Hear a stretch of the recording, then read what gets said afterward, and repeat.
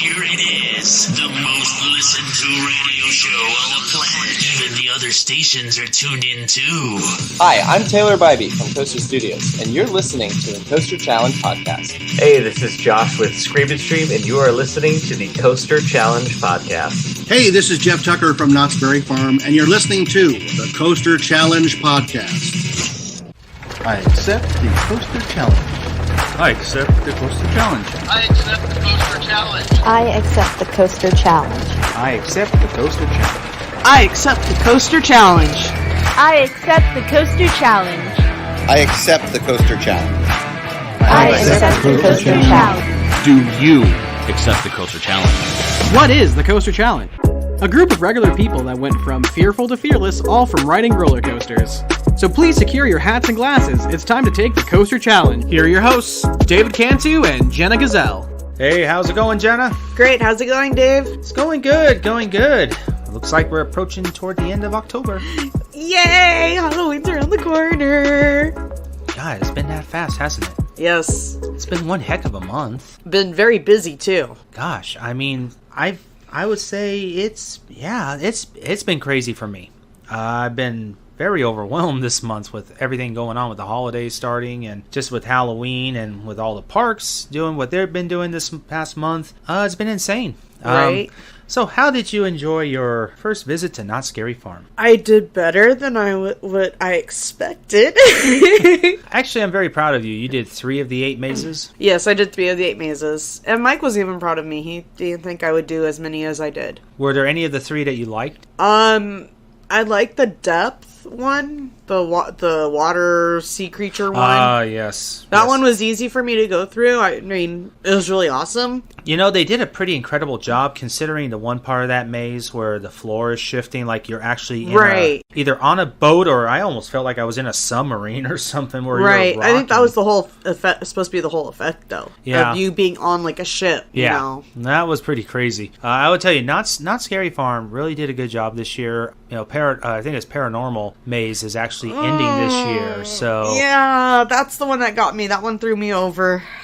That was like the, okay, I am done maze. I will say I did 7 of the 8 mazes. I didn't get a chance to do the last one over... Pumpkin Eater? Yeah, Pumpkin Eater I didn't get the chance to do this year, but it's been around every year, so I might have to do it next year. But yeah, they were all I was pretty impressed. I was very amazed how in detail, and I'll tell you, it was... very immersive. And how just the love they put into these mazes was really amazing. So. I love the scare actors. I mean, a lot of the scare actors were awesome. Yeah, boy, we got it. I would say that it was a really, really fun night. That whole Coaster Challenge podcast team with our friends, we were all down at Not Scary Farm on opening weekend. It was a lot of fun, and so now we're right back here in the studio and getting ready to give you guys another great episode because we've got a very special guest in the house today. We actually got our first author on the podcast today with Ivah. We got Evan Ponstingle. He is the young author of the new book that's called Kings Island, A Ride Through Time. And it's basically sharing the entire history about Kings Island. So all you Kings Island fans, you're going to want to listen to this episode because Evan actually shares a lot of amazing things that went on making this book. And you know, Jenna, he started writing this book when he was 16 years old. That's amazing. I mean, we need more writers like that to do for our theme parks out here. Oh, he's a great inspiration. He's inspiring a lot of young people to get into writing, and for him to be able to write his first book at a high school age that's just incredible. Right. Talk about an accomplishment, and you're not even 18 yet. Right. You know, it's like, it just shows you, folks, that it don't matter how old you are. If you have a dream and you have a vision and you stick with it, it can happen. If you work hard enough, you can make it happen. And Evan did that. And Ivah is standing by on this podcast with Evan. But first, we are going to since it's October, we are still going to do our very special Halloween edition of the YouTube Highlight Clip of the Week. It's the YouTube Highlight Clip of the Week, Halloween edition.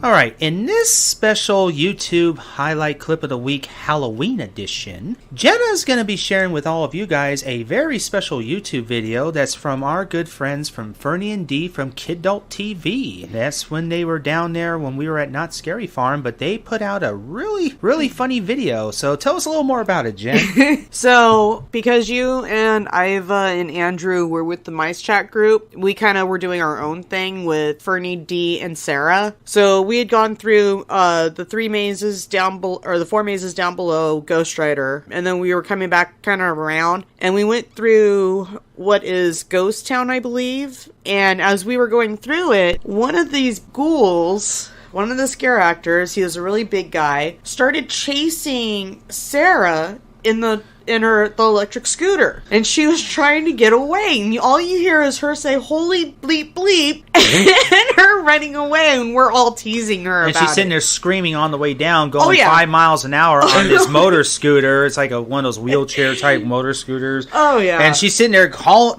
basically full force down in the middle of Ghost Town in the fog, and there's this 300+ pound zombie right behind her chasing her down, and she's just screaming all the way down. But it was great because he never touched her. He didn't do anything, but he was just kind of squatted down to kind of be at her level in the chair, and he's just keeping up with her as she's, going across, and we're all busting up laughing. I mean, you'll hear all of us saying, put it in rabbit mode. You hear me sit there and kind of tease her about her ex-husband, of why is she running away from him? And at the very end of it, one of the other scare actors walks past, and he's a taller gentleman, and he goes, take her license away. So we're all busting up laughing. Sarah's like, that's not funny type of thing. It was just I'm sorry, hilarious. but if Fernie and Dee are listening, Fernie, you did a good job capturing that moment. Oh, yeah. It was great on YouTube, and also a big hit on TikTok as well. Yeah. I will say, that was the funniest thing. I wish I could have been there when that happened. You would have been dying. And I will tell you guys, dying. Yeah. I was dying. We were I will tell you guys, if you've not been to Not Scary Farm, or Not Scary Farm in general, Ghost Town is the heart of the park. So when you enter the park, the first area you're going to hit is Ghost Town. That's where you're going to see Ghost Rider on the left, but in the center, that's the original Ghost Town. That Ghost Town has been there since the very beginning of Not Scary Farm, since the 1920s. And when you go through there during Not Scary Farm, it is heavy fog. You cannot see anything in front of you, and they've got scare actors all over in that fog. I've had scare actors literally come up to my face out of the fog and scare the Jesus out of me, like I say. But yeah, that was a great clip, and I will tell you guys, just remember, it's when these haunt events, there's some people out there that really take offense on what the scare actors do. You guys got to remember, this is all good fun, and I will say that scare actor did a good job making a lot of people laugh at Sarah's expense. Oh yeah. I mean, it was great. And she was doing it, she had a good attitude about it. Yes. It was just funny because it was just like, okay, we're gonna cut down through here, and out of nowhere it was like, where's Sarah? And you hear, holy Jesus, and you just see her, we're like, where is she? Because we couldn't really see where she was, and then finally we see her, and we're cracking up laughing because she's in this little scooter trying to haul buns, and she can't haul buns more than maybe 5 miles an hour, and she's like, ah. It was great. I loved it. Every time I see it, I get a good laugh out of it. Yeah, I have it saved on my phone, so every time when I need a good laugh, I just watch that clip. So Sarah, if you're listening, thank you so much. That was a great funny moment that you did. I call it the perfect Kodak moment. Right? Anyway, guys, we're going to have the link from Kidult TV be put in our show notes so you guys can be able to see for yourselves just why this was so hilarious that we had to talk about it on this Halloween edition of the YouTube Highlight Clip of the Week. This is your Highlight Clip of the Week, Halloween edition.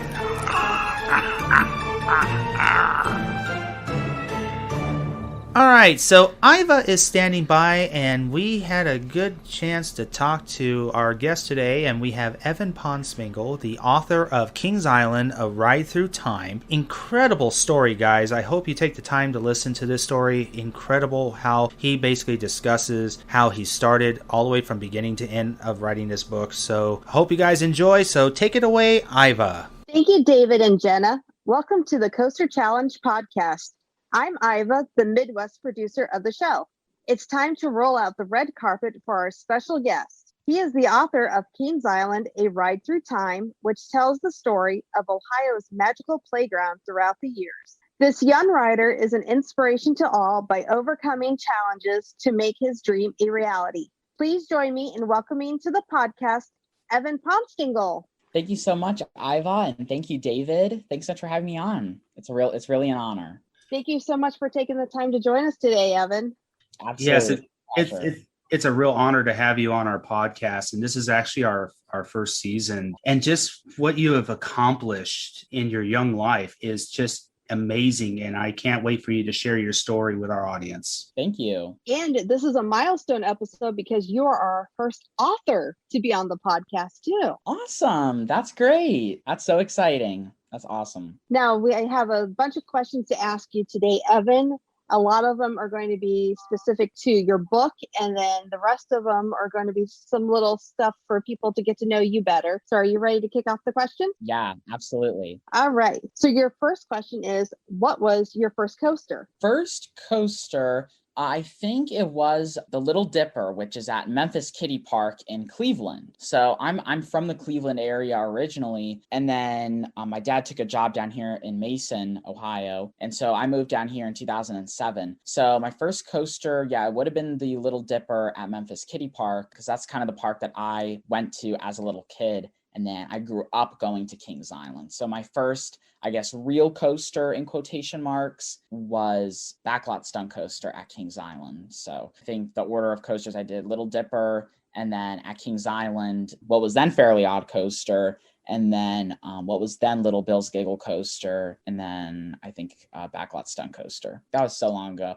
I was so young. So it's like, some people, they have like really strong memories of their first coaster. And with me, it's like it all kind of gets a little hazy. You know what I mean? Now, was it Backlot or was it Paramount's The Italian Stunt Job Coaster? It was Backlot Stunt Coaster by that point, because that would have probably been in like 2008. So I moved here in 2007, and then I rode that for the first time in 2008.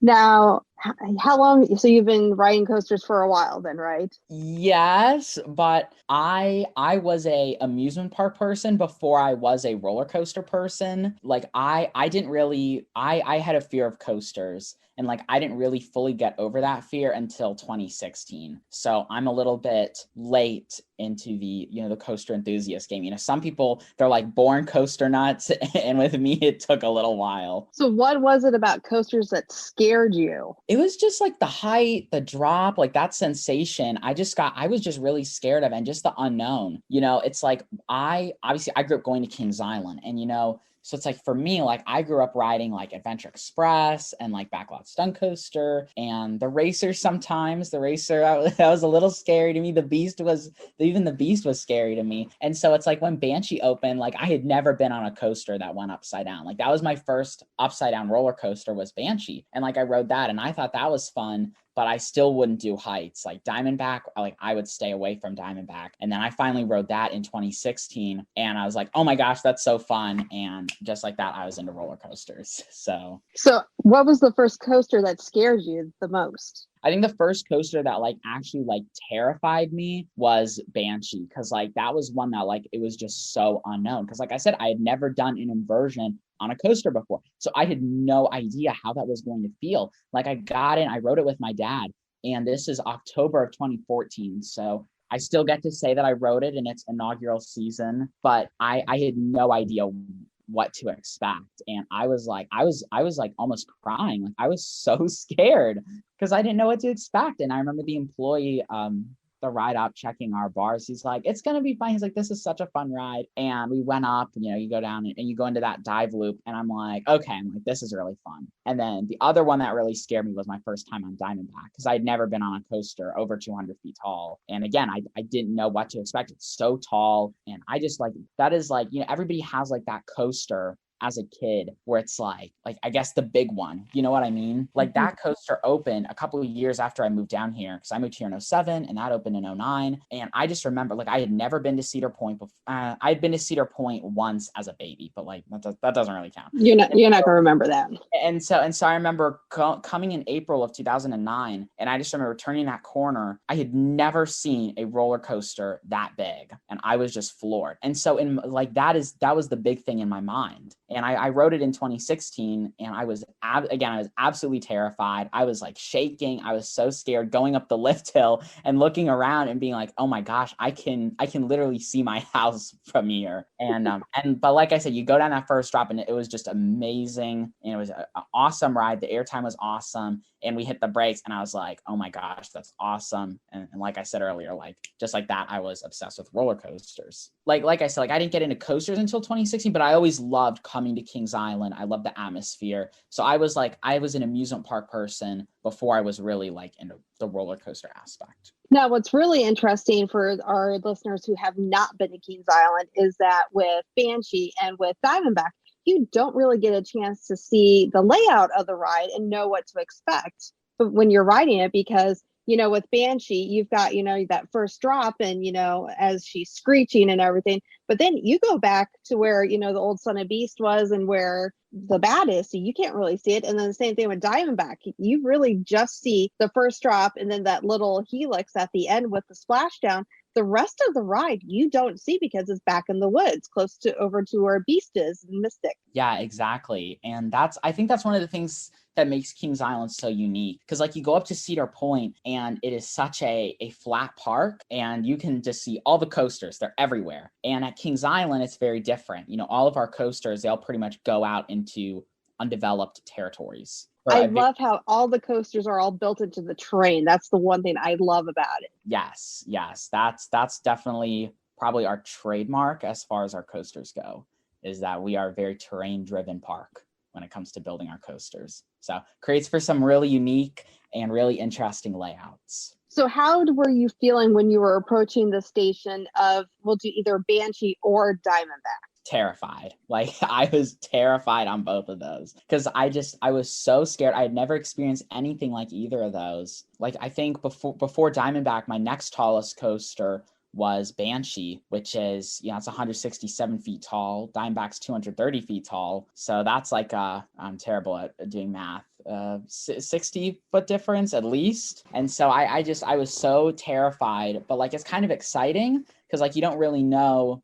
You're scared, but you are kind of excited, because it's this, you're conquering this unknown territory to you. It's exciting, it's terrifying, but I love both of them, and I still love them to this day. Yeah, they're both great rides. Now, did your dad ride with you for your first time, Evan, for both of them? Banshee, yes. Diamondback, it was my neighborhood friend, David, who I rode with. So had your dad previously rode Banshee before you guys had rode it together? Yeah, he rode Banshee. Yeah, he rode Banshee in April of 2014. I think it was probably the weekend after opening day that my parents rode it. My dad's always ridden the coaster. So he rode Diamondback as soon as that opened. He rode Banshee as soon as that opened. I remember probably this is definitely one of my first couple times at Kings Island. I remember me and my brother and my mom waiting in front of the go-karts in Action Zone, waiting for our dad to come off of Son of Beast. Yeah, I was lucky enough to ride Son of Beast twice when I was open with the loop. Oh, awesome. That's really cool. Was it fun? Was it questionable? Because he has lots of different opinions on Son of Beast. I don't remember it being bad, but then again, I rode it back in 2003. So,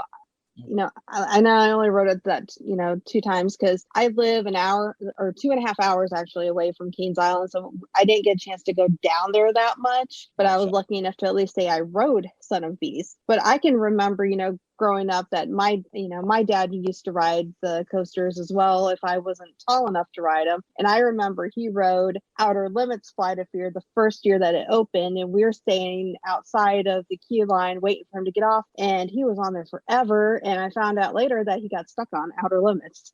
Oh my gosh. Yeah, because, that's what happens when coasters are new. They tend to, break down. Right. And especially with Flight of Fear. I mean, that ride's first season was, it opened like 2 months late. Yeah, and I know one thing, when I start riding new coasters with our youngest, we like to talk our way through the coasters with our daughter, like as we're getting to certain parts of the ride, like, oh, it's going to drop or it's going to turn or we're going to go, this way or that way. So that way she kind of knows what to expect, to give her that little bit of knowledge of what's going to happen before it does. Yeah, that's really smart. Did your dad used to ever do that when you were riding with him for the first time? No. we would just get on and go out. So he left you blindsided then. Yeah, but I know it's kind of fun because you don't really know what to expect and there's some fun in that. But yeah, those are fun times. I still actually have my picture from that first ride on Banshee in 2014. So yeah, Banshee and Diamondback. But as soon as I got off Diamondback, I'm like, that was so much fun. I'm like, I can do any coaster. Well, and I know I'm going off subject here, but I have to ask, and this is going to be like the one that's probably going to get the irate people listening and yelling at us right now. What do you prefer, Diamondback or Orion? Definitely Orion. I love Diamondback feels longer, but Orion does so much more. You know what I mean? Like, I love both of them, but Orion, it's just so much more dynamic, and I would give that ride the edge. Yeah, I agree. I love B&Ms, first of all, because they're so smooth. The only thing I will say is as they progressively get older, they tend to get that, wonderful B&M rattle. And I've noticed that Diamondback is starting to get that. And that's the one thing that's making it a little bit uncomfortable to ride. But Orion, butter smooth right now, of course, because it's so new. Right. Yeah, I don't think Diamondback's rattle, it's not that bad. The one spot that's bad is coming out of the hammerhead, the turnaround, that valley right there. But other than that, it's not. I personally don't feel it's that bad. This is another tangent, but all these, if you ever, online, all these enthusiasts are all like B&M rattle, and they all act like it only applies to Kings Island. But Wild Eagle at Dollywood, that rattles. Valraven at Cedar Point rattles. Gatekeeper at Cedar Point rattles. And it's not, I'm not complaining. Like, for the most part, they aren't that bad. The only B&M rattle that can be really bad is Banshee. But I've had more good rides on that than bad. Fury gets a rattle. Oh, see, I have not ridden Fury yet. So I might be riding. You gotta. Yeah, I might be taking a trip out there in a couple weeks. I kind of still have to figure that out before I leave for college. So hopefully soon. It's high on my priority list. Yeah, that is my number one coaster. That is my baby. It's Fury. I can marathon that thing all day. Yeah, it looks awesome. It looks amazing. Oh, it is awesome. Especially the one thing I love about it is you have the buzz. The track literally buzzes, or the train buzzes as you're going through the track. And it sounds like a hornet. Oh, that's awesome. Yeah. That's then, of course, then you go into the hive. Oh, my gosh. I'm like, you're giving me Fury fever right now. Like, I'm going to go ride it right now so bad. Yeah. I haven't ridden in over a year because of COVID. Oh, my gosh. Right, because it didn't open at all last year. It never opened last year. I was there during their Christmas event, but Fury wasn't open. It wasn't open. So no. I do know an interesting little tidbit about the Hive Dive. That was Matt Ouimet's idea, who was the CEO of Cedar Fair at that time. And he said to Rob Decker, who was the head of planning and design at that time, he's like, why don't we make this ride go underground? So Rob made like a really rough sketch that turned into the Hive Dive, but Matt Ouimet, he like framed that sketch and had it in his office. It's so cool at night because they light the hive up in neon green lights. It's really awesome. That is awesome. So going back to how you were feeling when you were getting ready to ride either Banshee or Diamondback, how'd you feel when you got off of either coaster? happy, very, very glad, because like, you conquer the fear in your mind, you get off of a great ride. So you just get so excited and you want to get right back. I know in both of those cases with Banshee and Diamondback, we went right back in line and rode it again. Do you remember if you had a long wait? Because I rode Banshee the first weekend Kings Island Open. I had the sense to get fast lane passes that day, because otherwise it was a 5-hour wait to ride Banshee that day. That's crazy. Yeah, no, with Banshee, it was a Sunday in October, and I think it was the third to last weekend that the park was open. So we just walked right on. And then Diamondback, it was a Friday morning in August, and we got there right when it opened, so we were able to just walk right on. So we timed both of those really well. I live close enough to the park that timing is typically on my side as far as Kings Island. It amazes me how long Diamondback's line can get. I mean, it's a great ride, that's why, but that's one of the reasons I can't ride it as much, because it's so long. Banshee, on the other hand, it's been having very short waits lately. Oh, yeah. Yeah, I mean, Banshee's capacity is huge, too, and that plays a huge part. But yeah, no, Banshee's wait, and it always moves. Banshee's line always moves very, very quickly, too, even if it has a longer line. Now, how did riding Banshee or Diamondback impact your life after riding them? Well, with Diamondback was the moment that I got into roller coasters, because I was like, I was standing in the queue line and I was like, if I can ride this, if I like this, I can ride any roller coaster. So I rode Diamondback and I loved it. And I got off and I'm like, that was the spark. And I was like, I love roller coasters. I want to ride all of them. So that was the ride that turned me into a coaster enthusiast. Definitely. That special place in your heart is for Diamondback, huh? Yes, for sure. Yep. So that's the ride that got me into it, to be an enthusiast, and also my first hypercoaster too. Pretty special ride for me. Now, have you ridden other hypercoasters since? Yes, I've ridden the big one at Blackpool Pleasure Beach, which is terrible. That is not a good ride. The park, Blackpool Pleasure Beach, is a wonderful park, very interesting park, but the big one is a terrible ride. And I also have ridden Magnum XL 200 at Cedar Point, which I enjoy. I don't think it's the greatest ride ever built, but it's fun. And it certainly has a place in history, that's for sure. And if you count like Steel Vengeance and Valraven, if those count as hypercoasters to you, I've ridden those ones as well. Have you been to any of the other Cedar Fair parks? Just Cedar Point, but that might be changing because, like I said, I'm trying to figure out plans before I move into college on August 17th. I'm trying to figure out something. So hopefully I'll be able to expand my horizons a little bit. So I've been to a lot of other parks. I've been to the Disney parks. I've been to Dollywood. I've been to Morey's Piers. I've been to Gillian's Wonderland Pier in New Jersey. I've been to Knoebels. I've been to Blackpool Pleasure Beach. That's pretty much. But yeah, the only other Cedar Fair park I've been to at the moment is Cedar Point. But like I said, trying to change that. Well, I highly recommend going to Carowinds. Not only do they have the best Giga Coaster because, it's Fury, their lineup is amazing. For one thing, I love their hypercoaster. I love Intimidator. In fact, I prefer Intimidator to I-305, which is at King's Dominion. Right. And then their mock ride, Copperhead Strike, is awesome too. Just the airtime and how you feel like you're falling out of your seat. And my favorite inverted coaster is there, which is Afterburn.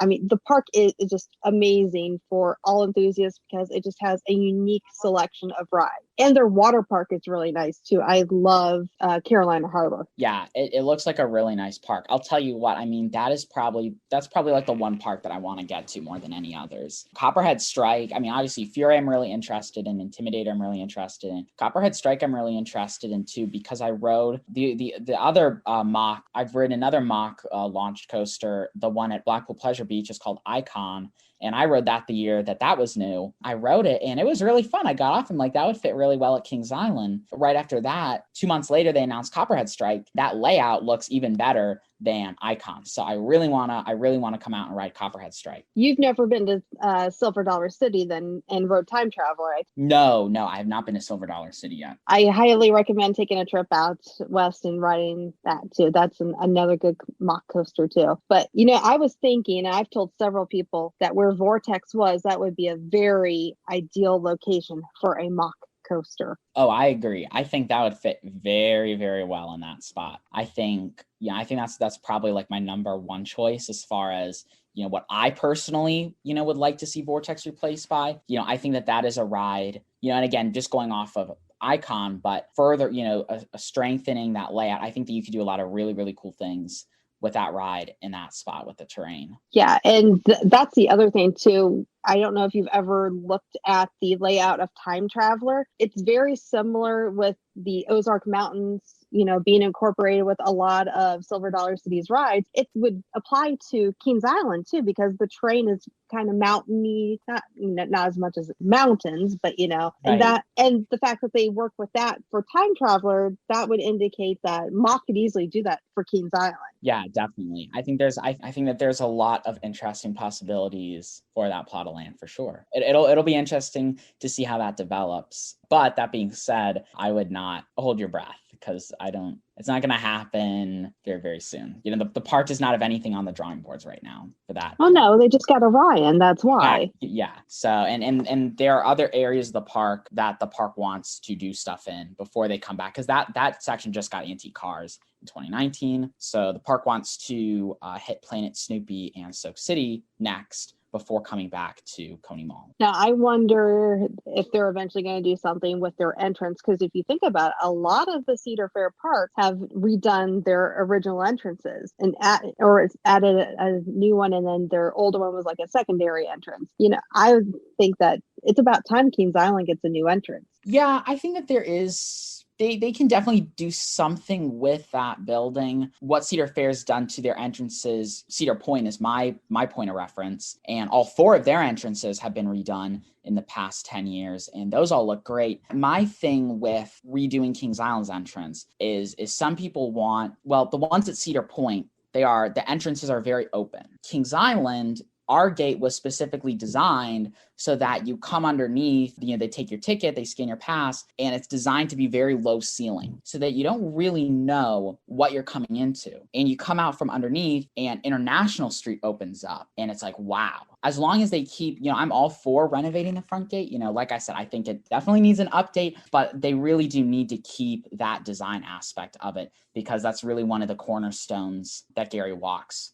Of his vision for the park. Oh, I agree. And I'm not a fan of Vertigo, so I'd be perfectly fine if Vertigo went away and you put a new coaster up above the gate. Like I said, give it a fresher look. Right. Well, I mean, my pipe dream is that they take out Vertigo, Congo Falls, and Timberwolf. That would be a really good spot for a dive coaster, with the dive facing out towards, because you walk in and you have the dive facing out this way, and it goes underneath the midway where you're coming in, and it comes out, and the Immelman perfectly frames the Eiffel Tower. That'd be pretty cool. Like I said, that would be cool. Not realistic, I don't know, but that is my pipe dreams. That is something that I think would be cool. You need to go to school to be an engineer so you can design that coaster then, Evan. Math is not my strong suit. Let's just put it that way. I have a lot of ideas. I'm definitely not the engineer. You know what I mean? I would have the ideas that I pass off to the engineers to make it happen. That'd be okay. You can design it. Someone else can build it. It's okay. Yeah, exactly. But going back to Karen's, definitely ride the Hurler. Do not skip Hurler. It's a good coaster. No matter what anybody says, it's a good coaster. Okay, right. Yeah. I mean, and that'd be interesting, because before they RMC it, or, who knows? No. Who knows how much time that ride has left? Hopefully a long time, if it's a good ride, hopefully it has a long time left. They just retracked a bunch of it, not last year, but the year before. Okay. So it's a lot better. I don't think they're going to do a Twisted Timbers to it yet. Okay. So I still have some time to get. You still have some time.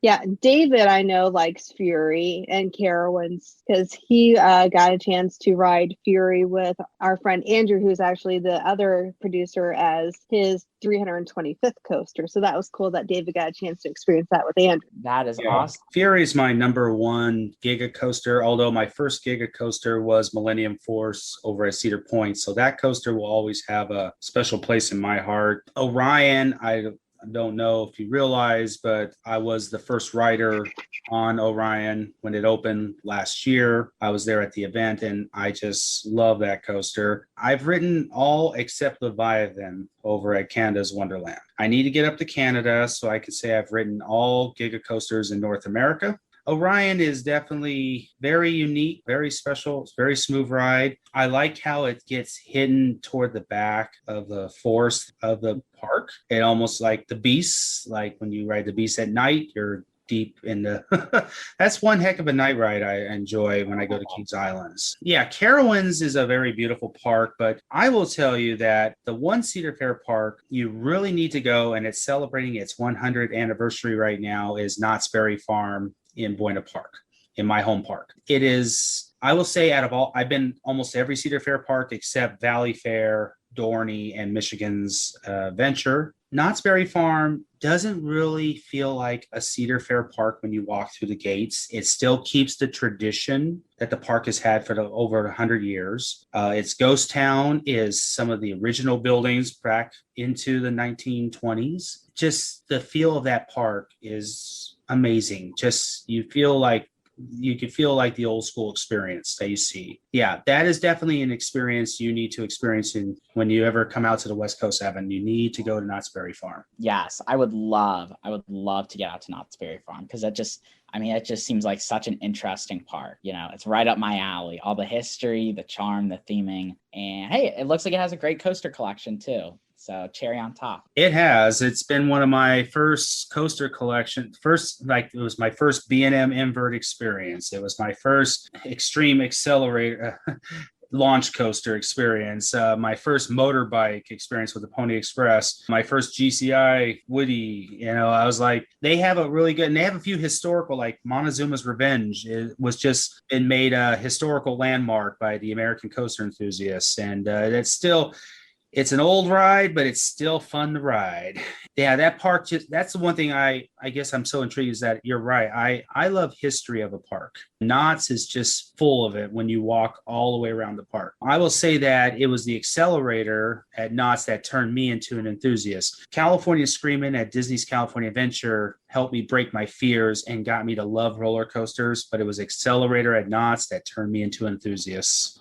And I am so proud that, and Cedar Point was the first park I ventured out in 2017. And then when I got to Kings Island, because Kings Island was always on my radar, and I just love going to that park. I actually enjoy going to Kings Island more than Cedar Point sometimes. It's mainly because of the atmosphere. It has a complete different atmosphere from Cedar Point. I just feel like it is, like we said off the air, I'll say it on the air. I call Kings Island the coaster enthusiast capital of the world, because almost every coaster enthusiast, that's like our hangout spot, is Kings Island. And I just love it. Yeah, it is. It's a very special place. Cedar Point, I agree with you somewhat. I think Cedar Point is the better park when you're just looking at the park itself. As a Kings Island employee, I can say that we have our act together more than Cedar Point does. So. I agree with you on that totally.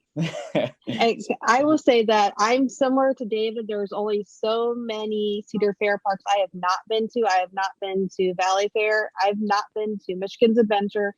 I unfortunately have not been out to California, so I've not been to California Great America or to Knott's. But with all the Cedar Fair parks I have been to, I'm going to say three. There are three I love: Kings Island, Carowinds, and Canada's Wonderland. Those three, hospitality is the best, employees top notch, and just the whole atmosphere just makes you feel like you're at home. Which is weird that they're all three of my favorite ones used to be Paramount parks. Right. So I highly recommend going to definitely Carowinds. And if you ever get a chance, Canada's Wonderland is not too far away from Ohio. I was just telling David off air, it's only I live in northern Ohio, and it takes me about 6 hours to get to Canada's Wonderland. Yeah, and I mean, Toronto is such an awesome city. I was just up there. I was up there for a school trip, basically, last February. Like literally, it was exactly 1 month before everything went into lockdown.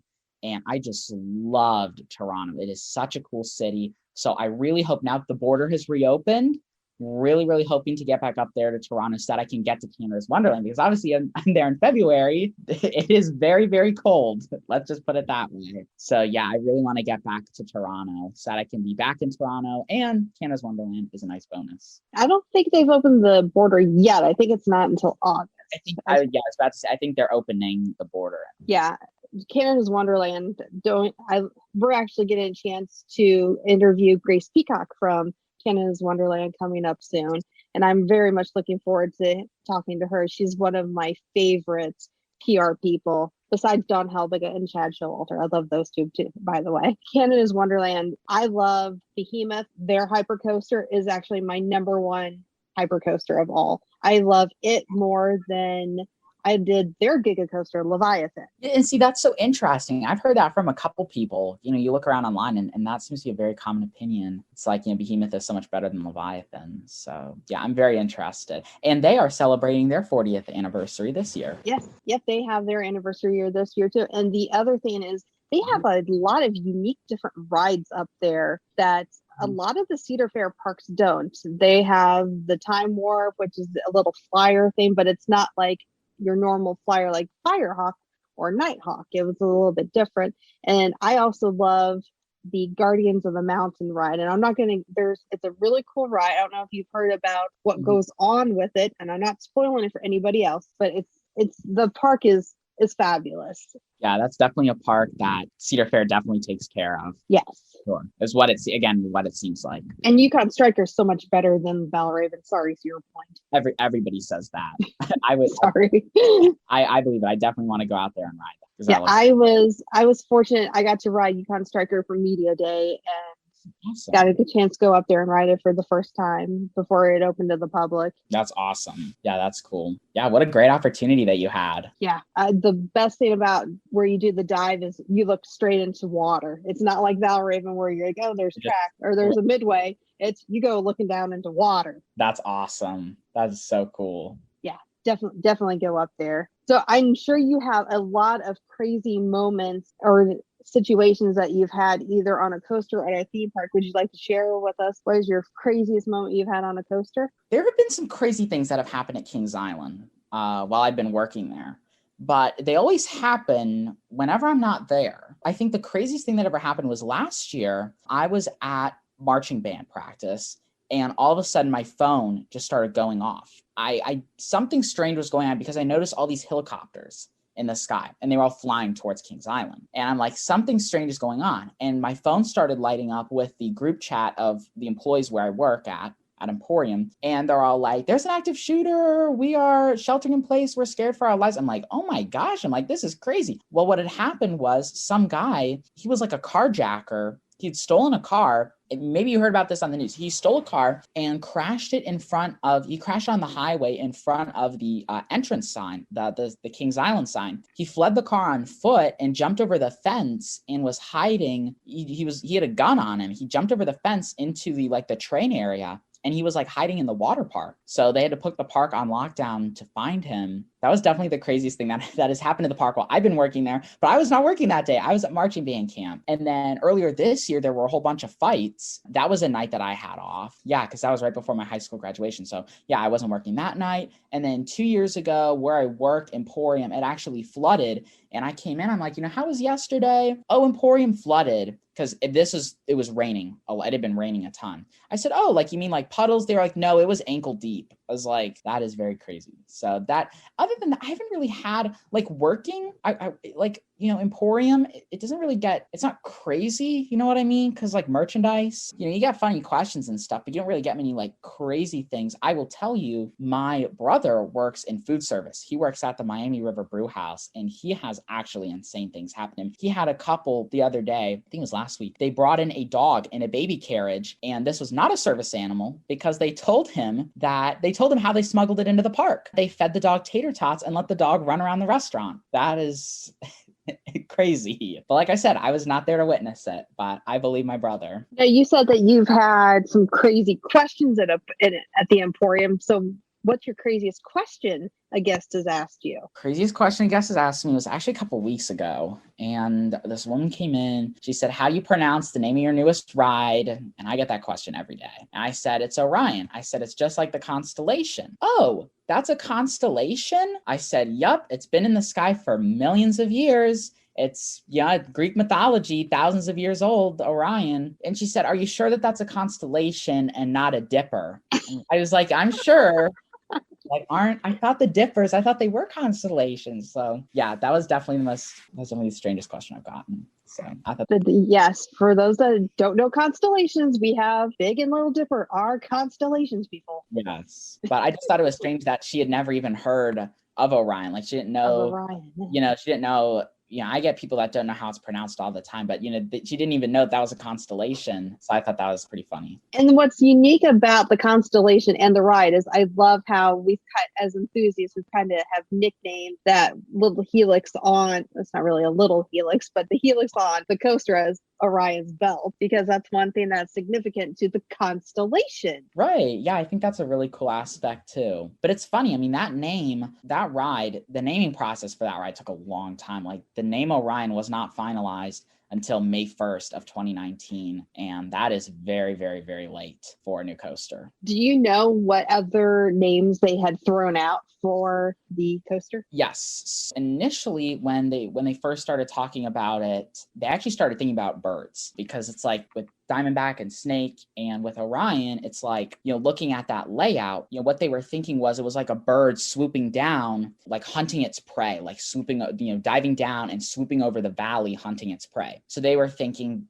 falcon, griffin, eagle, but ultimately, there are so many other coasters in the world that are named Griffin, Falcon, Eagle, and they wanted something more unique to Kings Island. Mike Kuntz, the general manager, he started looking into Greek mythology, and there are so many other Greek mythology named rides. And one day he was talking with Rob Decker. Rob says, instead of having this big coaster shoved in a corner called the Falcon, why don't we make it all work together? Let's make it work with Flight of Fear. Let's make it work together. And so Mike came back in October of 18, was when this was happening. In October 2018, he pitched to Rob 2 names. He pitched Orion and he pitched Polaris. And what Mike was thinking with Orion in particular is that, Orion is the most prominent constellation in the sky.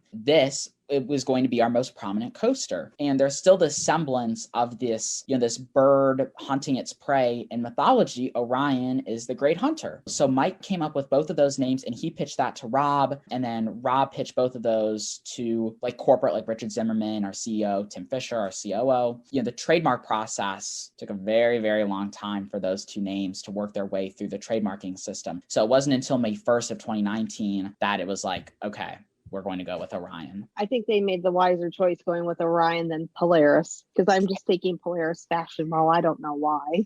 No, it is exactly the same. It is exactly the same because I have cousins and grandparents that live in Delaware, Ohio, right down the street from Polaris. So as soon as both of those names popped up with the trademarks, and I'm like, please let it be Orion, because Polaris, I'm in the same boat as you, Ivah. I'm like, all I'm going to think about is the mall. Yeah, you can tell when you're from Ohio if you know where Polaris, like it's a mall. It's not a coaster. Exactly. You're totally right. Yeah, I don't want any more bird coasters. You got Valraven. Exactly. You got Talon. We don't need another bird. We need something. We need something creative. Exactly.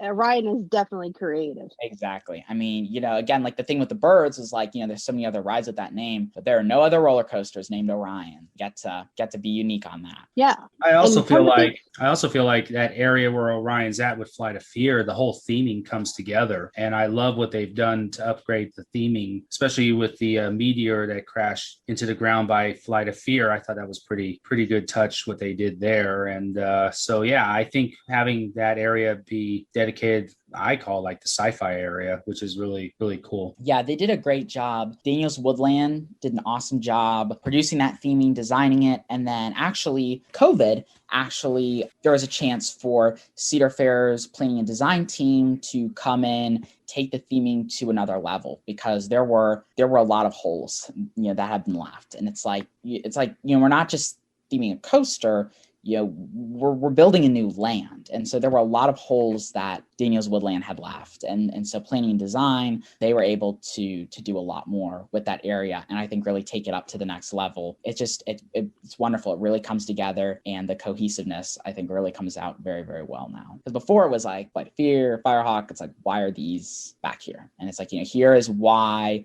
this place exists. here's why it's here. Here's this relationship to Kings Island. It not only works together, but it works with the rest of the park versus just being like this weird back alley. And you're like, why is this here? And it's like, this is why it's here at Kings Island. They did a nice job with that. Yeah, and I love how they use some of the aspects from Firehawk that had been left behind, like with the footers, and made it into little landmarks too for Orion. And plus, Flight of Fear got a facelift too. There was a lot of TLC that Flight of Fear finally got, like the on-ride photos finally came back, and those have been down for a while. Yes. Actually, here's an interesting tidbit. So Flight of Fear is initially all that was going to be done to that was just the facade work, the meteor, the security van, the damage to the building, and then like the new wall they added to the entrance and the new queue. That was all that Flight of Fear was going to be if Orion had opened on time. But then with COVID and planning and design, led by, if you've ever heard of the name of Paul Bonifield, he works for planning and design, and he was the one that came down, kind of raised the alarm and said, we really need to work more on this. They were not originally going to do anything on the inside of Flight of Fear at all. Paul is like, we have to make this work with Orion. This has to be as much of a star in Area 72 as Orion is. And so he was able to add more signs and stuff inside of the ride. And then actually the biggest thing is the on-ride, what opened, when the ride opened, what was the on-ride photo booth. So they were going to bring the on-ride photo back before COVID, but it was just going to be that little kiosk. The on-ride photo booth, as you probably remember, has been closed for years and years and years. It was just a storage space with the big curtain. Daniel's Woodland, they were planning on keeping it that way. Paul said, this is crazy. He said to the park, to Kings Island, he's like, this is crazy. A lot of more people are going to be riding Flight of Fear with Orion. We can't just have them walk past just this blocked off storage space. And so he was able to get the entertainment department at Kings Island actually has a decor team that does Haunt and Winterfest. Paul was able to add a bunch more theming into that and really activate that space. Some really, again, I hate to say COVID was great. Obviously it was not, but there were certainly positives that came out of COVID. Yeah, it gave them that little bit extra time to give it that extra exactly before opening. Yeah, it really did. I mean, it's amazing the budget for that. What was it, like 4-month period to add stuff? Their budget was in the it was a 3-figure budget. They were really able to, all the credit to Paul Bonifield, really, he was really able to make that work and really take it over the top and really deliver. Yeah, and I hate to say it, but I would have hated to see a bird coaster get replaced by another bird coaster. I'm sorry. I agree. Actually, while we're on the topic of theming, here is a little bit of tidbit for you. So currently with Orion, you know how in the storyline it's called the Orion sequence, like the testing that's going on? If the ride would have been called Falcon, it would have been called the Peregrine Project. I like the Orion sequence better. Yeah, me too. A little bit of tidbit, so a little bit of trivia for you there. Hey, I'm loving all this insider stuff because this is stuff that you don't get to hear when they're opening a new coaster. Yeah, no, it's just very much here's the height, here's the length, here's where it's going to go. There's really never any of the whys. And that's one of the things that, I really tried to do with my book is, it's all about the whys of everything and the hows. Yeah, those are the things that are always missed. And then it's great to have that in depth too, that people can start, looking back and say, why was this created, or why was it named this? There's always a reason, for the why, the why. And there's always a story and there's always people behind it. That's one of the things that's so important. There's so many people that have done so much for Kings Island.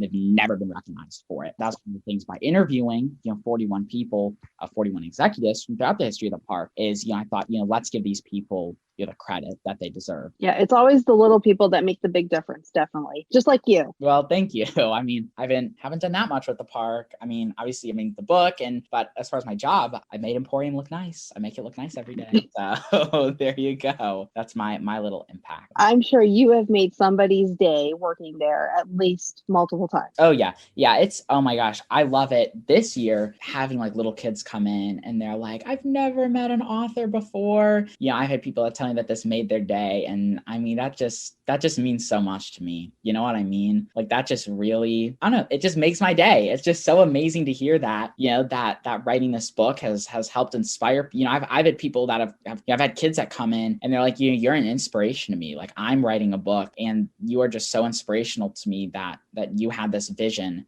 and you're able to execute it, and you were able to publish this book. And like, that is just so amazing to me, because like, I feel like as a kid, like, you're not really told, like, they're always like, you're going to do great things. You're going to do great things. Well, kids can do great things. You don't have to wait. You don't have to wait to be older to start doing really cool things. And everybody, and everybody thinks that like kids, like, they can't really do it as good as adults, you know? I think I did a pretty good job with this book. So that's one of the things, is that I hope that people take away that kids can do really cool stuff. You know, young people can accomplish really great things. Yeah, all it takes is someone to motivate you. And, you know, that's the one thing that motivates me, is when because I have not a podcast, but I am a coaster vlogger, and I have my own page, Wildcat Coasters. And when I've had people come up to me and like, oh my gosh, I follow you. Are you really Wildcat? I'm like, yeah, that makes me feel good. And I know it makes David feel good when he, you know, thinks he's a celebrity at Kings Island and has people coming up to him.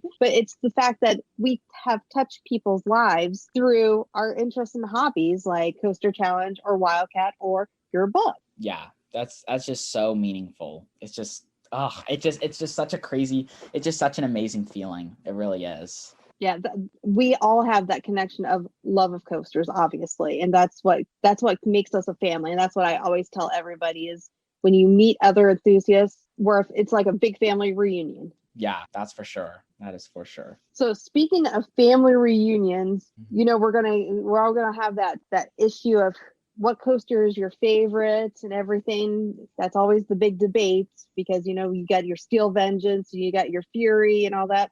What's your favorite coaster? My favorite coaster is Steel Vengeance. So I know that's like the vanilla choice. I've never ridden a better coaster. So I know some people are very, you know, die hard, you know, Lightning, you know, there are a lot of people who think that Lightning Rod is better than Steel Vengeance. And I rode Lightning Rod in March, and I thought it was fun. I thought it was the best ride at Dollywood, but I would even take Orion over Lightning Rod. You know what I mean? So Did you ride Lightning Rod before it got retracked? No, this is my first time riding it. So, but Steel Vengeance, I think it's going to be my number one for a long time. Yeah, Steel Vengeance is definitely my number one RMC. I still love my Fury, and I hope that your mind's going to get changed once you ride it. Hopefully, if you go down. Definitely. Yeah, I'm looking forward to it. So, like I said, hopefully, I'm still trying to negotiate and figure out plans for that. So, but hopefully soon. With Steel Vengeance being your favorite one, what's your least favorite coaster, Evan? Least favorite coaster? That's a good question. I do not like Corkscrew at Cedar Point. That's not a good ride. I would say probably my least favorite is the big one at Blackpool Pleasure Beach, because that's a ride that is just so pointless. Like, it just does not do anything. Like, it's rough and it doesn't do anything. So it's just a pointless ride. So yeah, but Corkscrew is painful though. So it's like the big one is rough, but it's not like painfully rough, you know? So it's like, you know, Corkscrew is bad. Vortex was a terrible ride at Kings Island. It was wonderful to watch. You know, I very much miss having that ride in the park to watch, you know, to hear it. But that was an absolutely terrible, terrible roller coaster to ride. So it's like, you know, do you like painful or like very, very pointless? You know what I mean? Like, which one is worse? Yeah. I think I would almost do the pointless compared to the painful, because it's funny that both coasters you've named are Aero coasters, and I'm not mocking Aero because they do have some really good coasters, and they're not all painful, because I just recently went to Busch Gardens Williamsburg and I absolutely loved Loch Ness Monster. I loved Nessie, and that surprised me because it's an old Aero, and I've ridden Corkscrew, I've ridden Vortex and Carolina Cyclone and all them, and Loch Ness, it wasn't rough at all. You can tell that Busch Gardens definitely keeps up with the maintenance on Nessie. Yeah, and I mean, like Tennessee Tornado at Dollywood, amazing. Oh, no, I can't do great. Tennessee. Really? Yeah. Oh no, David, you shush. I loved that one. I rode it in March and I was like, oh my gosh, I'm like, that is amazing. Because, you know, the drop is just as, you know, the one redeeming factor of Vortex on the actual ride was the drop. And Tennessee Tornado also has a wonderful drop, feels just like Vortex's, and the rest of the ride is super, super smooth, I feel. So yeah, Tennessee Tornado, Aero is, Vortex is terrible, Corkscrew is terrible, big one is an Aero, that's terrible. Magnum is fine. I love Adventure Express, I love the Bat. I love Gemini, love Tennessee Tornadoes. Aero, they can be very hit or miss. Some of their rides did not age well at all. Some of them aged great. Now, let's talk about your book a little bit. I know we have been talking about it on and off here during the coaster questions, but what gave you the inspiration to write a book dedicated to Kings Island's history? Yeah, as I've said before, I work at Kings Island in merchandise, and I have been there. This is my 5th season actually in merchandise. One of the questions that I got the most from guests coming in was, do you sell any books about the history of Kings Island? Not only did we not sell any books about Kings Island's history, but nobody had ever even written one up to that point. So I heard that from so many people. I'm like, all right. I'll give the guests what they want. And then, also, just growing up and going there, and you go there and you wonder, why is this, this way? And, why is this like that way? And I knew that there's more to the history of this park than a Wikipedia article of like, this ride opened this year and this ride opened this year. And, there has to be more to it than that. So I was very interested. I was very interested in the people that have, made the park into what it is. So I decided to write Kings Island: A Ride Through Time. And I interviewed 41 executives from throughout the entire history of the park, spanning the park's inception all the way up to the present day. So this book really tells inside story of Kings Island from the past, to the present, and, maybe a little bit of the future in there as well. Yeah, and I loved how you gave a throwback to what it was even before Kings Island was thought of, which was, Coney Island. You talked about Coney Island at the beginning of the book too. And not many people understand that Kings Island's roots came from Coney Island. Yeah, exactly. I mean, the thing that I kind of sat down and started thinking more about the book is, this book is the biography of a place, and so you have to start from the beginning. You can't tell the beginning of Kings Island without telling the story before the story. And the story before the story is Coney Island. Like you said, we sprang out of Coney Island. And so the reader, has to understand Coney, before they understand Kings Island. So that was a very natural decision to have that be just the prologue, just to get a little bit of background information, just some cursory information on Coney Island before we really start our discussion about Kings Island. And I love too how Kings Island has a section of the park, of course, Coney Island, dedicated because of that significance to its roots. Yeah, exactly. I think that's one of the great things, is that it's such a history-minded park and such a community-minded park. And so that was very, very natural when they were planning this park to do a Coney Island section. I mean, Coney Island is a park hard to imagine nowadays, with the land there now, but Coney Island was America's finest traditional amusement park, and it was so beloved by its community. Everybody had memories at this park. So it was very, it was a very easy decision for Gary Walks to say, let's do, a Coney Island session, Coney Island, but Coney, a romanticized version of the past. So Coney Island in the 1920s. So, and then of course that decision allowed them to include the racer, which reignited the art of the roller coaster, really, as well as including games. Games were very, very popular at Coney Island. None of the modern theme parks that were being built at that time had games, because that was sinful. That was the image of the old traditional carny amusement park that the industry was trying to move away from. Well, the games made a lot of money. And so by theming this section to Old Coney Island, guess what you could have? You could have those games. We were, I think, the first theme park to actually have games. Yeah, they have some games that are just significant. To Kings Island. I can't remember the names of them, but because they are, like you said, they're the first park that kind of started like the game section. That's why. Yeah, right. And I mean, there were other parks. Cedar Point has always had a huge game section, but they're an amusement park. They're from 1870. Kings Island was the first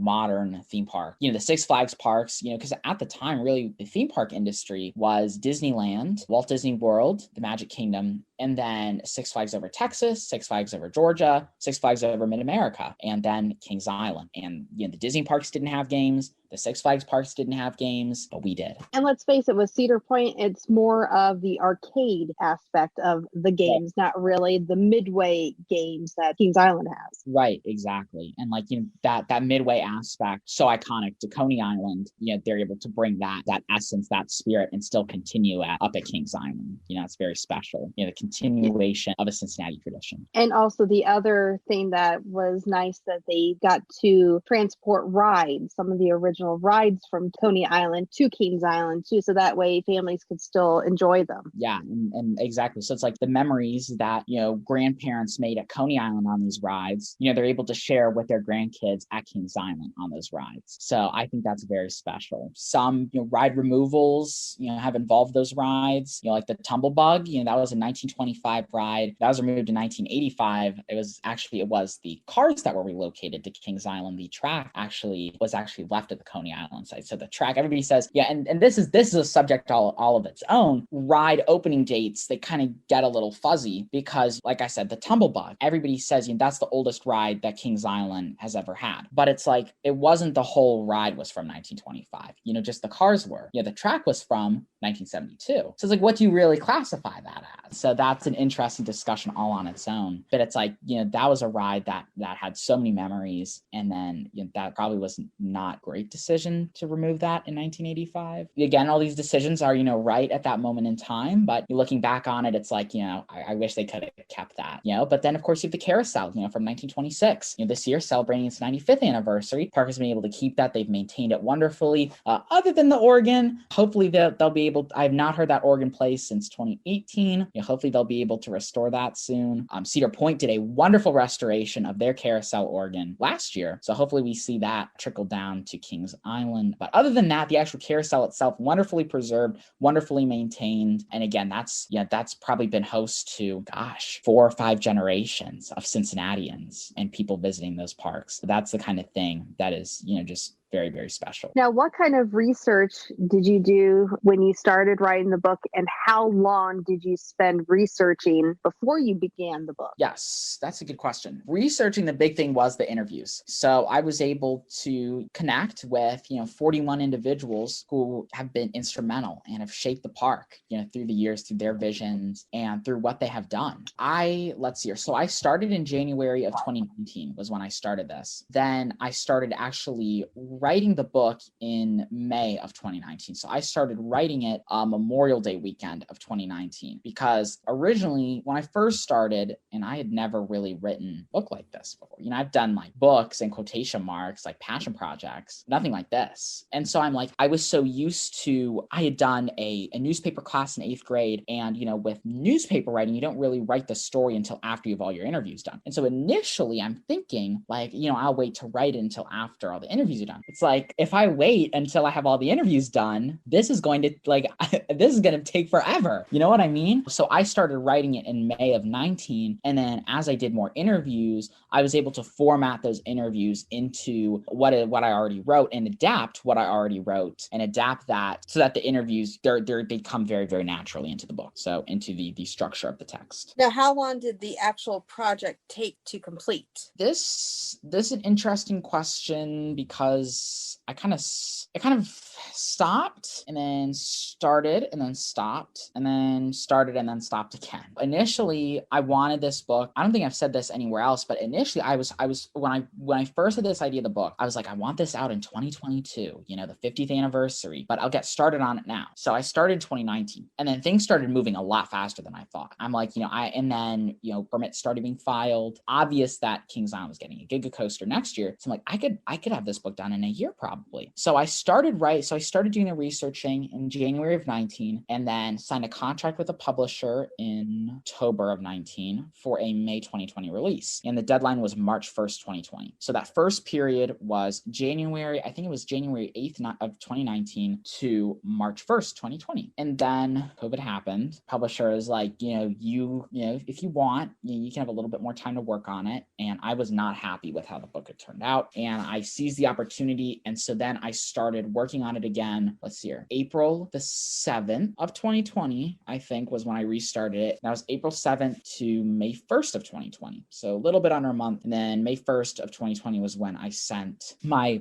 final, I had my previous final, and now here's my new final manuscript, sent that in. And then it was the waiting game. And it was like, May 2020 turned into late spring 2020, and that turned into early summer 2020. and then that turned into you'll get a proofread copy of your book the last week of August, and the book will come out in September 2020. September 1st hit, and I had not heard anything. I'm like, what's going on? And they're like, well, our books are not selling too well. We are putting all of our current projects, we're tabling all of them, putting all of them on hold. And I'm like, that's not good. And eventually they're like, we don't really have any interest in this anymore. You're gonna have to find a new publisher. Then I was able to find Barry Hill, actually just a couple days afterwards. I was talking to you guys before we went on air, but I'll just say it again for all the listeners. Barry wrote a great book, Imagineering an American Dreamscape, and it's all about the history of regional theme parks in America in general. And I emailed him, and it's a great book and very similar subject matters. And I emailed Barry, I said, what is your advice on getting books published? Because I have this book that I already wrote. The publisher just pulled out on me, last minute. And he's like, well, I have the resources to publish books. Like, I am my own publisher. Send me your manuscript and I'll let you know what I think. And the snowball started rolling. Contract was signed, and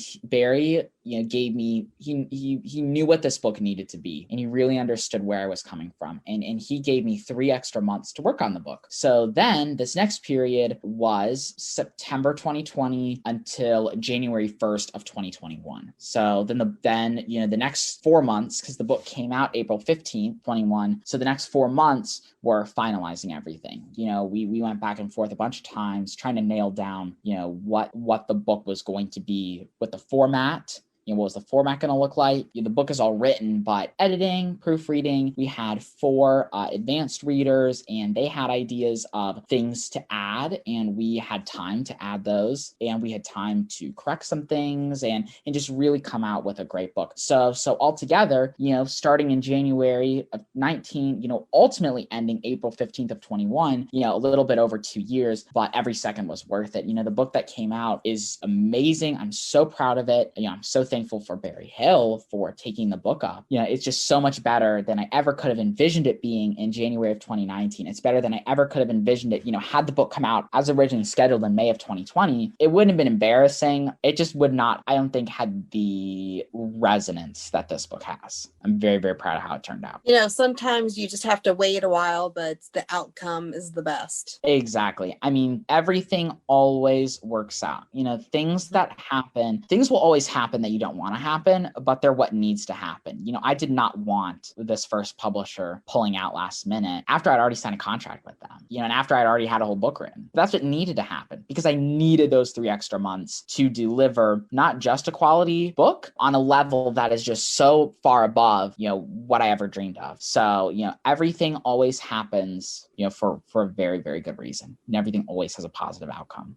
I think that's one of the biggest things I learned writing this book, for sure. Now, Evan, what do you think was the most difficult part of the writing process with Kings Island: A Ride Through Time? The most difficult part of the actual writing process, I would have to say, the whole interview aspect, for the most part, was not too hard to, for the most part, it was not too hard to contact people. The hard part was hearing back from them. As much as I like to imagine that everybody's on my schedule and, emails me as soon as they see my email, that's not how the world works. That's just stupid thinking. Sometimes it took a while, and sometimes, they just wouldn't email back at all. And so that was the biggest challenge, was hearing back from them and making sure that you had everything, lined up, but again, I was able to get just about everybody that I wanted to in the end. There were a few things that didn't really work out, but I think overall everything really ended up working out. Even the things that took a while ended up having a great payoff. Rob Decker is the biggest example of that.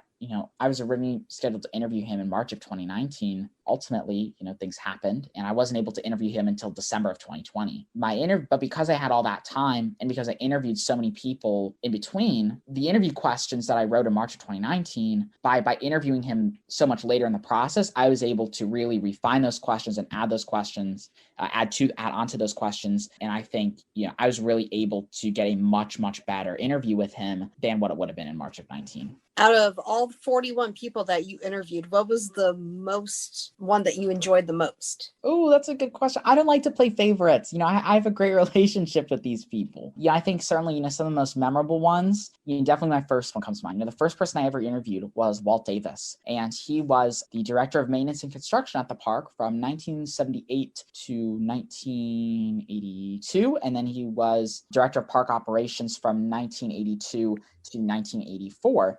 I'm not even exaggerating when I say this. When I first started thinking about this book, I literally, I sent out like 5 emails to people whose names I had heard, affiliated with the park. And Walt Davis was the person who I emailed him. I found him very, very, I found his email address very, very easily, but he responded, and I had never, written a book before. It's like, from his perspective, it's like you have this high schooler emailing you, they have no tangible resume. They have this grand vision of a Kings Island history book. From his perspective, it's like, you have no idea who this person is. You don't know whether or not they're going to do a good job. You don't know whether or not they're going to do your story justice. He took a chance on me and he said yes. And I met with him 2 days later and I had a wonderful interview with him. But because he took that chance on me, on a 15-year-old high school student with this crazy idea, because he took a chance on me, that opened the door for everything that followed. And that is just amazing. That's probably the most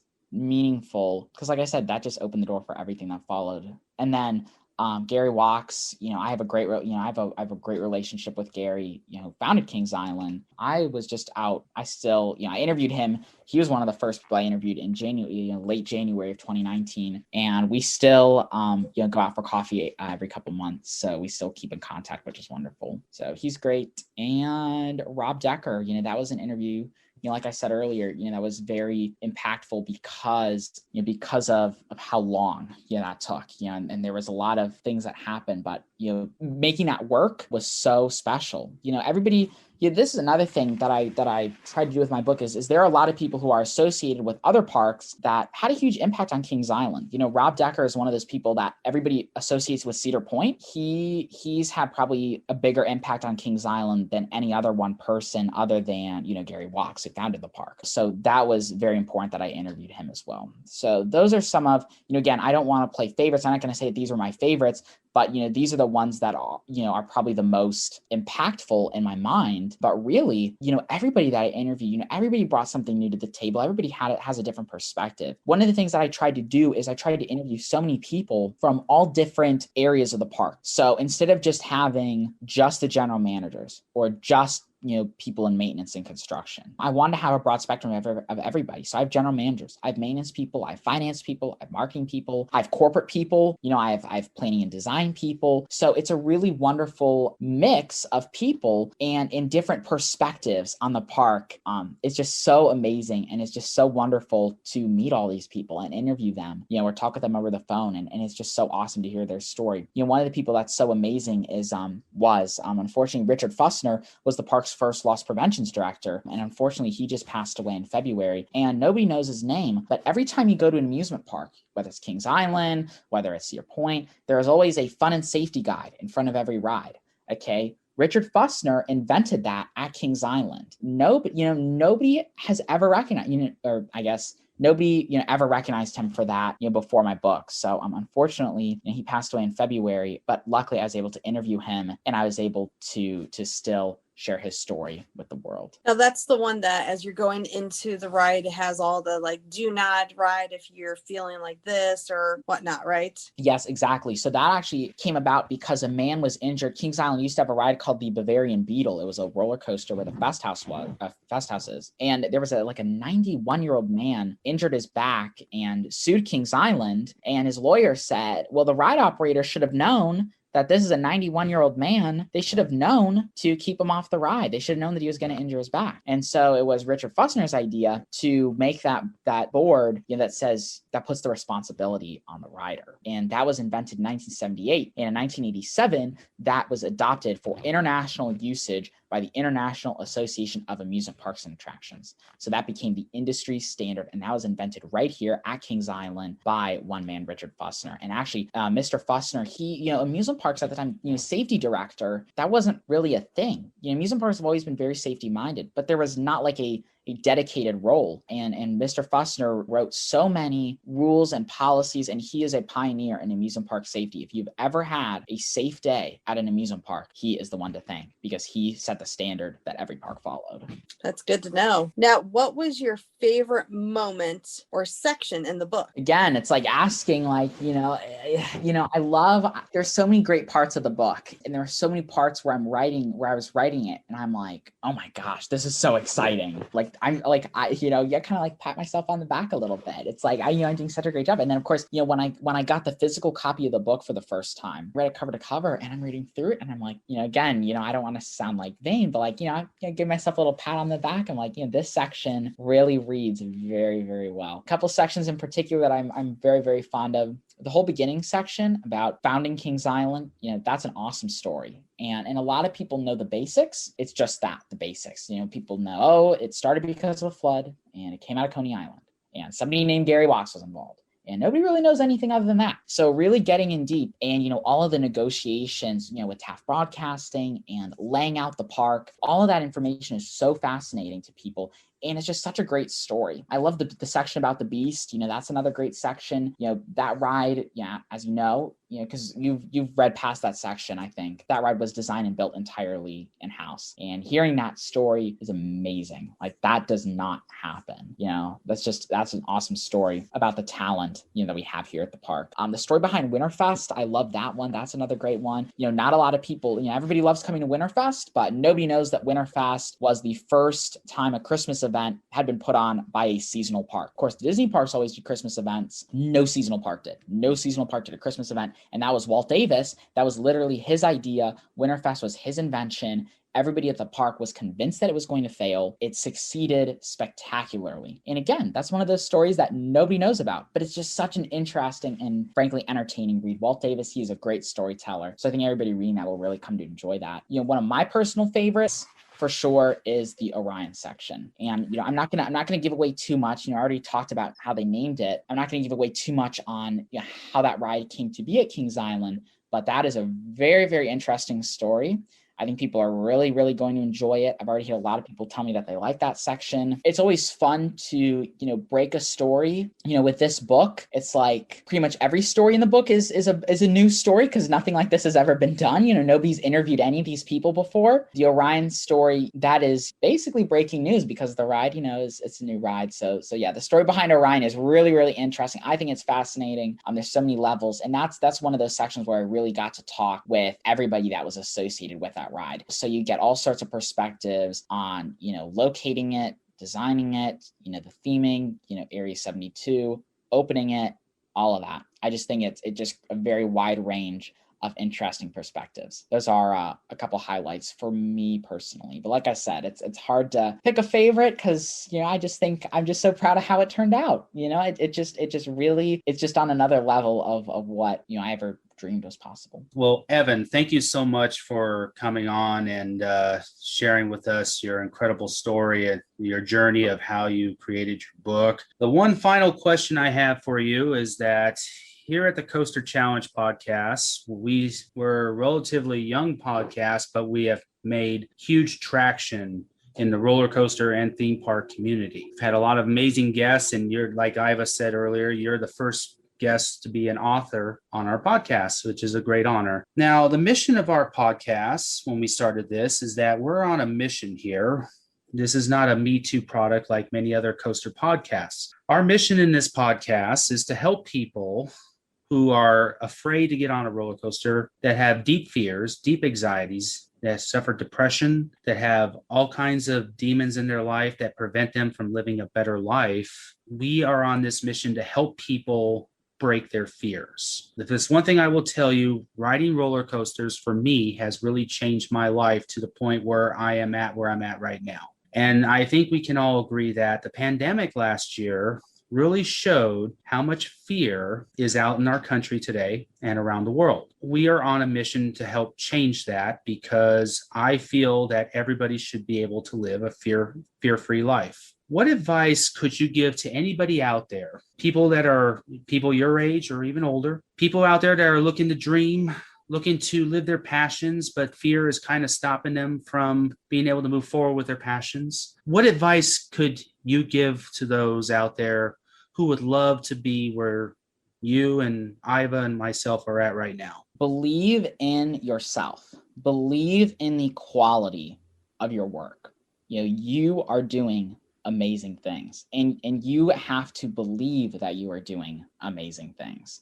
I think that is so true, and that is one of the things that helped me the most. When the first publisher pulled out, it would have been so easy for me to have just said, you know what, this is a sign, my work is not good. I should not pursue this any further.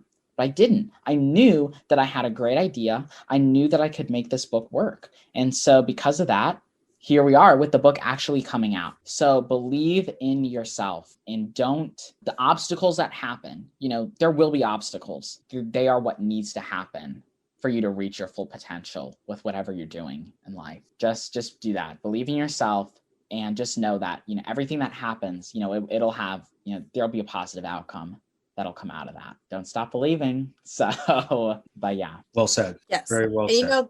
Those obstacles only make you stronger. Exactly. And they only make your work stronger, your products even stronger. Yeah. Thank you again, Evan, so much for taking the time to be here. Now, for our listeners, where can they find you on social media? Yeah, you can follow me on Twitter. It's at Ponstingle. That's EPONSTINGLE.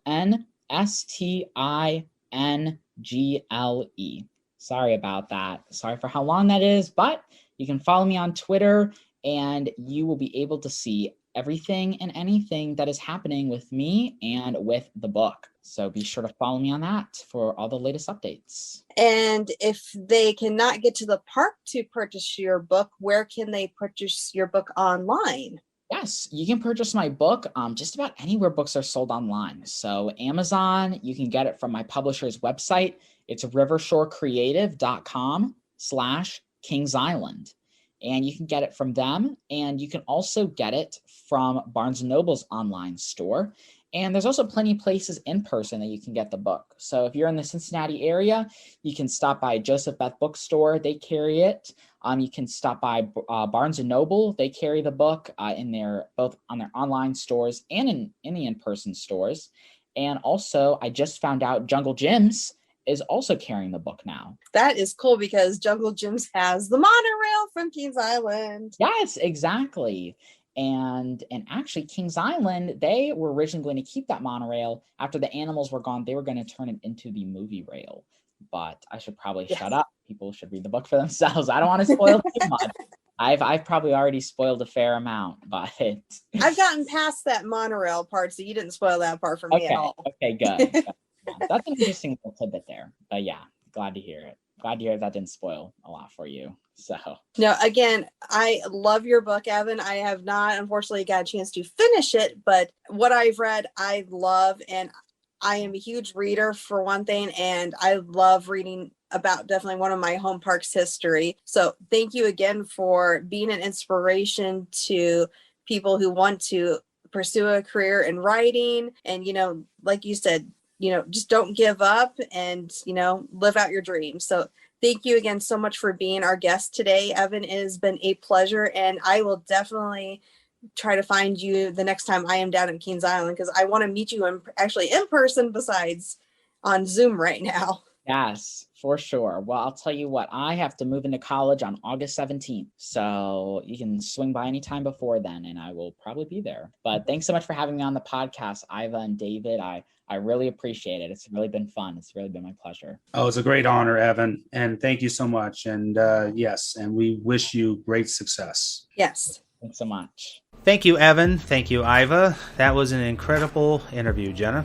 Yeah, it was. His attention to detail on the history of Kings Island is really amazing. And just hearing about the Paramount days over at Kings Island, and just him being able to interview all the former executives and everybody that was all part of Kings Island's history, that is very huge right there, because it's really hard sometimes to get some of these people lined up to be able to even do it, just like what we try to do for our podcast. Right. We're trying to interview some of the greatest people in the theme park industry, but it's really hard to get some people lined up to do a small podcast like ourselves. But we are an up-and-coming podcast, so we've got a lot of big surprises for all you guests later on this season too. So yeah, I mean, it's that's a very huge thing. I mean, I'm glad that he was able to write a book about it. I mean, even at 16 years old, I mean, I don't know any 16-year-old out there at this moment that's like, hey, I'm going to write a book about, this theme park, and be able to get the the interviews and stuff that he did from all these big time executives. Yeah, and also like how what made him decide to do this book was he's worked at Kings Island for many seasons, and he works in merchandising in the stores, and he realized that in the stores there's all these books, but there was not a book about the history of Kings Island, where Disney has books about it. Universal has some history books. Some of the other theme parks around the country have history books about their parks, but there was not one for Kings Island. I mean, there's a history book for Cedar Point, there's a history book for Knott's Berry Farm. Yeah, but Kings Island did not, and he saw there was a need, and he went after it, and look what happened. He just came up with a very successful book. I'm very proud of you, Evan. Awesome job. And for all you guys out there, all the young ones, if Evan can do it, so can you. All you gotta do is apply yourself. Yes, apply yourself. Keep that dream in your head. Don't give up. You're gonna always expect failure. You're always gonna fail at something. All you gotta do is pick yourself back up and dust yourself off and say, let's do it again, except this time let's go back and see why we failed, and then correct ourselves and then move forward again. And then you'd be amazed the progress that you get from doing that. Well, I believe that's like the Edison thing. When he was making the light bulb, he wasn't looking at the failures as, they were failures, that he didn't accomplish it. He just found different ways of not being able to get it to work.